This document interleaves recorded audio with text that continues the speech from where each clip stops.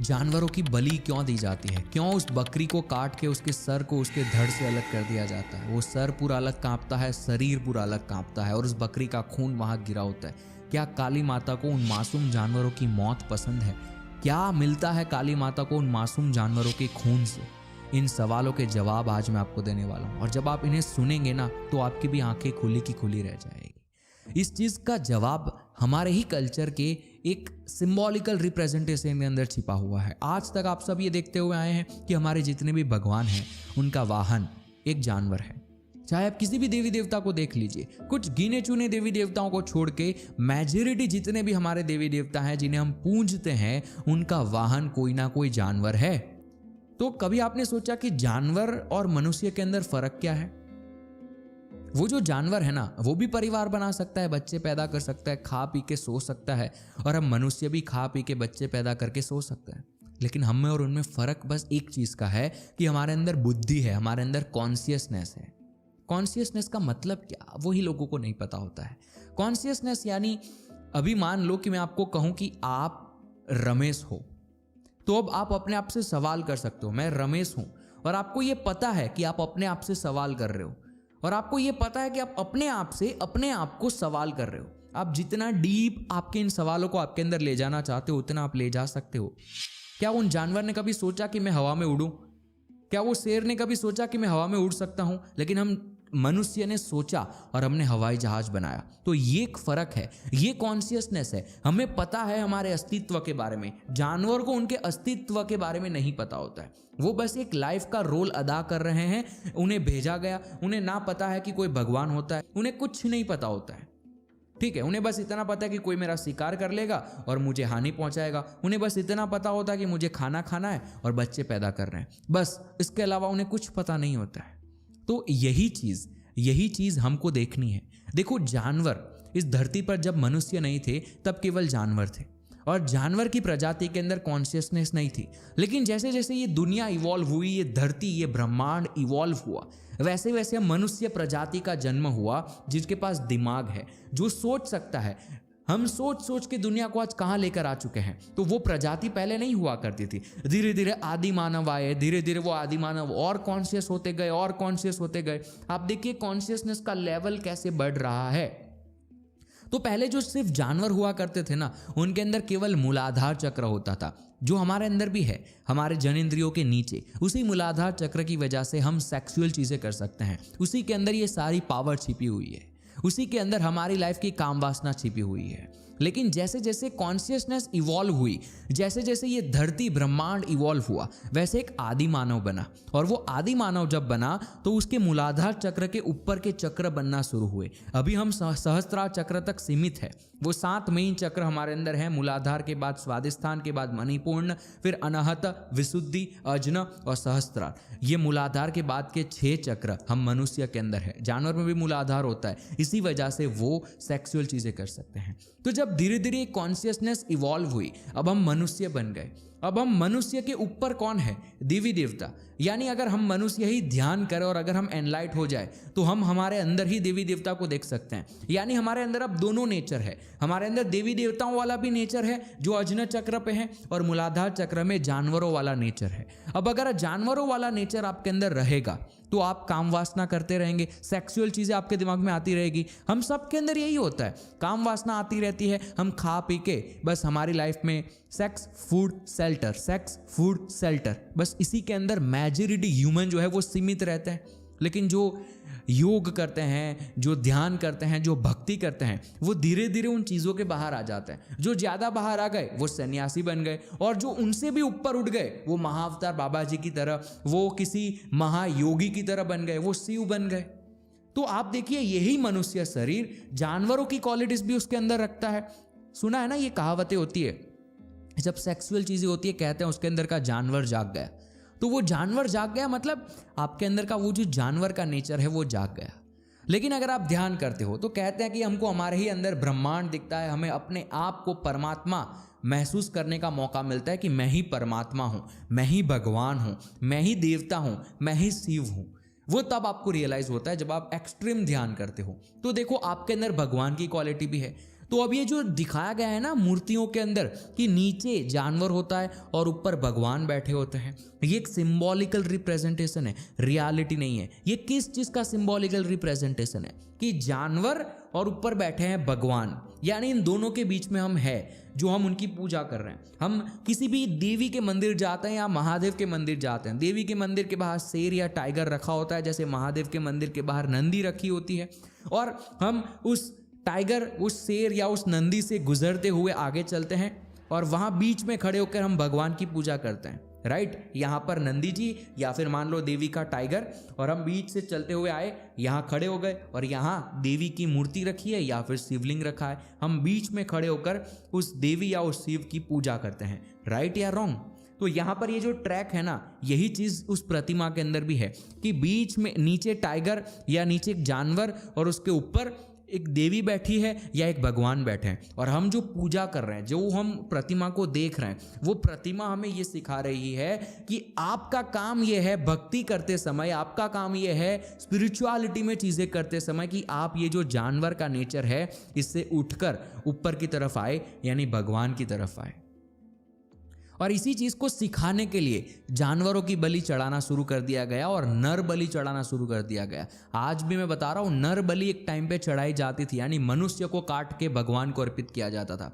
ये चीज़ जो मैंने बताई ना, काम वासना, जानवर, मनुष्य, हम में अंतर क्या है, उसी चीज़ को समझाने के लिए कुछ लोगों ने ऐसे रास्ते चुने जहां पर जानवरों को काटा जाता था। हमारे शास्त्रों में लिखा गया है कि जानवरों की बलि दो, नर बलि दो, लेकिन यहाँ ये नहीं कहा जा रहा है कि जानवर को काटो। यहाँ ये समझाया जा रहा है कि इस मनुष्य शरीर के अंदर जो जानवर है उसकी बलि दो। बलि का मतलब यहाँ ये है कि उसे त्याग दो। उसके बाद हमारा ये नर का शरीर, ये मनुष्य का शरीर है, I am getting goosebumps right now, मुझे यहाँ रोंगटे खड़े हो रहे हैं। आपके अंदर ये जो मनुष्य का शरीर है, उस नर की भी बलि दो। जब आप नर बलि और जानवर बलि दोगे आपके अंदर, तो आप परमात्मा से मिल पाओगे। ये रास्ता बताया गया था परमात्मा तक जाने का। मैं ये चीज़ थोड़ा क्लियरली और समझाने की कोशिश करता हूँ, ठीक है।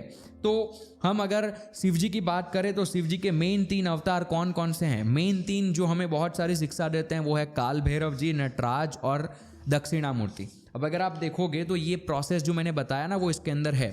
ये काल भैरव जी की प्रतिमा है, ठीक है। अब ये काल भैरव जी का एक जानवर यहाँ देखो, कुत्ता, ठीक है। अब ये सबसे पहला स्टेज है, आपकी जानवर की बलि आपको देनी है। ये तामसिक गुण को रिप्रेजेंट करते हैं, ठीक है। तो जानवर वाला नेचर एक तामसिक नेचर है, ठीक है। सेक्सुअल चीजें जो हम करते हैं, काम वासना, ये सब कुछ तामसिक है। फिर हम धीरे धीरे अगर मनुष्य के ऊपर आ जाते हैं, ठीक है। तो मान लो कि आपने जानवरों की बलि दे दी, इसके अंदर जानवर है काल भैरव जी का वाहन, इसकी बलि हमने दे दी।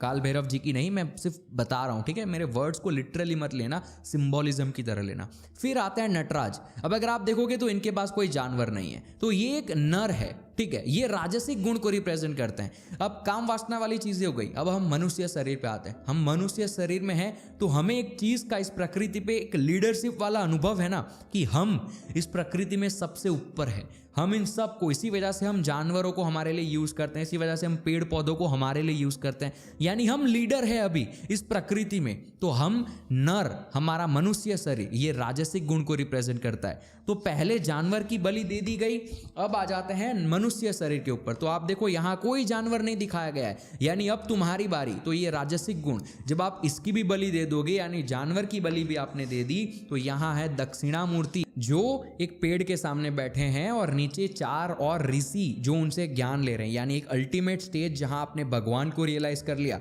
इस वजह से यहाँ आप कोई नर नहीं है, ये बैठ गए हैं। तो ये पूरा एक रिप्रेजेंटेशन है जो आपको ले जा रहा है तामसिक गुण, जानवरों का गुण, फिर राजसिक गुण, मनुष्य शरीर का गुण। अब नर बलि और जानवर बलि जब आपने दे दी तो आप पहुंच जाते हैं दक्षिणामूर्ति के स्टेज पे। इसी वजह से यहाँ दक्षिणामूर्ति को इस प्रकार से पेड़ के आगे, ये बरगद का पेड़ है, उसके आगे बैठा हुआ दिखाया जा रहा है। और जो 4 वेदों का ज्ञान दर्शाया गया है, ये 4 ऋषि सुनक कहते हैं इनको, और ये 4 ऋषि सुनक जो है वो इनसे ज्ञान ले रहे हैं, यानी अब ये खुद परमात्मा बन गए। तो यहाँ पर यही चीज को रिप्रेजेंट करने के लिए अलग अलग चीजें हैं। लेकिन यहाँ कुछ लोगों के दिमाग में ये सवाल आ सकता है कि फिर अलग अलग जानवर क्यों दिखाए जाते हैं? जानवर की क्वालिटी तो सब में सेम है, तो सभी देवी देवताओं में एक ही जानवर कोई पकड़ के हमारे कल्चर में दिखा देते, अलग अलग जानवर को दिखाने की क्या ज़रूरत है? इसका भी जवाब मैं आपको देता हूँ। नवरात्रि गई, नव दुर्गा की पूजा करते हैं। अगर आप उन नव दुर्गाओं को ध्यान से देखेंगे तो नव दुर्गा में सबसे पहले यहाँ से शुरुआत होती है जो है शैलपुत्री। ठीक है, अगर आप देखोगे तो यहाँ नंदी जी है, राइट। अब ये नंदी जी क्या दर्शाते हैं? नंदी जी यानी एक सात्विक क्वालिटी का प्रतीक है। ठीक है, तो आपका जब जन्म होता है तब आप भी सात्विक ही होते हो, तो यहाँ पर आपकी सात्विक क्वालिटी को दर्शाया गया है। फिर धीरे धीरे हम स्कूल जाना शुरू करते हैं, अभी भी बच्चे होते हैं, अभी भी नादान होते हैं, हमें लव सेक्स वो सारी चीज़ों की समझ नहीं होती है, तो ये ब्रह्मचारी है। इसी वजह से यहाँ जानवर नहीं दिखाया गया है, यानी यहाँ अभी हम नर वाली क्वालिटी है, मनुष्य की क्वालिटी। भगवान तो नहीं है लेकिन मनुष्य क्वालिटी है, हमारे अंदर काम वासना नहीं होती है। फिर धीरे धीरे अगर ऊपर उठेंगे तो आपको पता है जैसे हम स्कूल में आगे बढ़ते हैं, हमारे फ्रेंड्स बनते हैं, मोह माया हमारी लाइफ में आती है, तो हमें काम वासना समझ में आने लगती है। तो धीरे धीरे अब हम सात्विक गुण से तामसिक गुण की तरफ जा रहे हैं। इसी वजह से यहाँ टाइगर दिखाया गया है, लेकिन ये टाइगर का एक्सप्रेशन देखो, ये टाइगर अभी शांत है, ये रॉर नहीं कर रहा है। ठीक है, तो ये तामसिक गुण की शुरुआत हुई। फिर धीरे धीरे लाइफ में आगे चलते चलते कॉलेज का पीरियड, कॉलेज के बाद हम ऐसी लाइफ के स्टेज पे पहुंच जाते हैं जहाँ डिप्रेस्ड होते हैं, लाइफ का टेंशन, कुछ लोगों की रिलेशनशिप ब्रेक हो जाते हैं। मैं आज के टाइम का एग्जाम्पल दे रहा हूँ, ठीक है, ताकि आप रिलेट कर पाओ।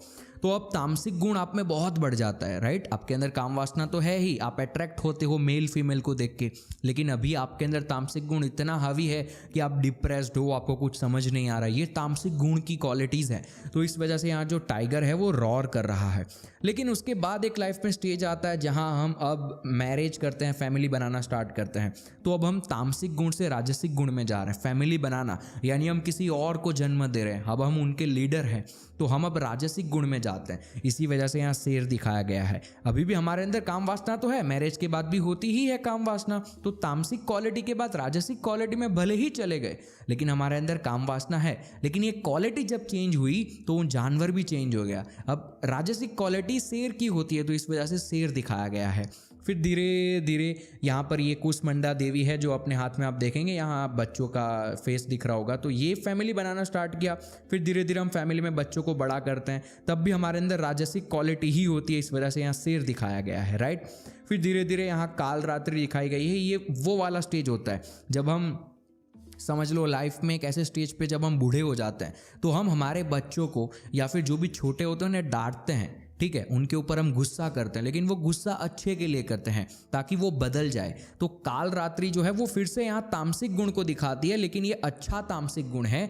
मतलब काल रात्रि एक ऐसी रात जो एक दिन को दूसरे दिन में बदलने आई, इस वजह से इन्हें काल रात्रि कहा जाता है। ये सिंबॉलिकली समझाया जा रहा है कि आप लाइफ के ऐसे स्टेज पे जाओगे जब आप किसी और पे गुस्सा करोगे। आपको तो पता है कि आपको कैसे जीना है, लेकिन आप गुस्सा करोगे जानबूझ के उनको सुधारने के लिए, तो वो वाला स्टेज है यहाँ पर। फिर धीरे धीरे हम सात्विक हो गए, तो यहाँ पर देखो फिर से जहाँ से शुरुआत हुई थी सात्विक से घूम के सात्विक हो गए।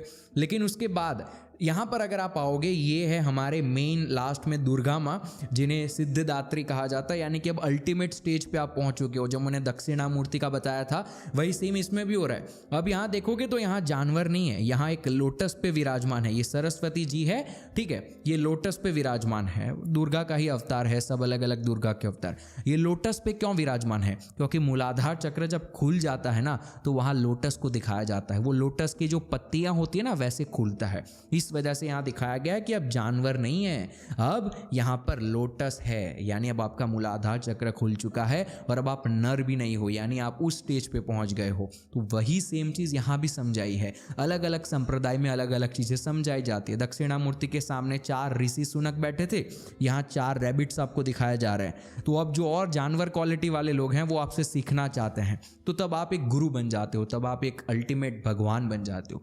तो इस प्रकार से अलग अलग जानवर दिखाए गए थे। इसी वजह से अलग अलग जानवर अलग अलग भगवान में होते हैं, वो उनकी क्वालिटी दिखाते हैं। हर एक भगवान एक एक क्वालिटी दर्शाते हैं, हर एक भगवान का एक एक काम होता है हम लोगों को समझाने का। तो इसी वजह से हर एक भगवान की अलग अलग वाहन है, अलग अलग जानवर है, लेकिन ये चीज़ लोग समझ ही नहीं पाए। इसी वजह से मैं ये वीडियो के थ्रू आपको ये बता रहा हूँ कि अगर आप और आज से आगे आने वाली पीढ़ी इस चीज़ को समझ गई कि ये मूर्ति में नीचे जानवर क्यों दिखाए जाते हैं, हमारे जितने देवी देवता हैं उनका वाहन जानवर क्यों है और ऊपर वो क्यों सवार होते हैं, ये सिंबॉलिकल रिप्रेजेंटेशन से जो मैसेज आपको दिया जा रहा है, अगर आप वो समझ जाते हैं तो जानवरों की बलि और नर बलि की ये जो प्रथा आज भी चलती है वो धीरे धीरे बंद हो सकती है। लिखा तो गया है शास्त्रों में कि जानवरों की बलि दो, नर बलि दो, लेकिन नर यानी तुम्हारी बलि, और जानवर की बलि यानी तुम्हारे अंदर के जानवर की बलि। मैं यहाँ किसी भी संप्रदाय, किसी भी तांत्रिक, किसी भी ऐसे गुरु, उन सब की मैं रिस्पेक्ट करता हूँ, उनसे ही सब ज्ञान मिलता है। तो मैं किसी को बुरा भला नहीं कह रहा हूँ, मैं बस यहाँ पर ये समझाने की कोशिश कर रहा हूँ कि नर बलि और जानवर की बलि आपको आपके अंदर देनी होगी। अब ये काम वासना, ये जानवर बलि और नर बलि कैसे दें, ये सवाल होगा ना आपके दिमाग में। अगर ये सवाल है तो कमेंट करके बताओ, और मैं पूरी वीडियो बनाऊंगा कि काम वासना को कैसे कंट्रोल किया जाता है। और अगर कोई भी छोटी मोटी गलती हुई वो वीडियो के दौरान तो माफ़ी चाहता हूँ। मैं बस एक मैसेज पास ऑन करना चाहता था। नमस्कार।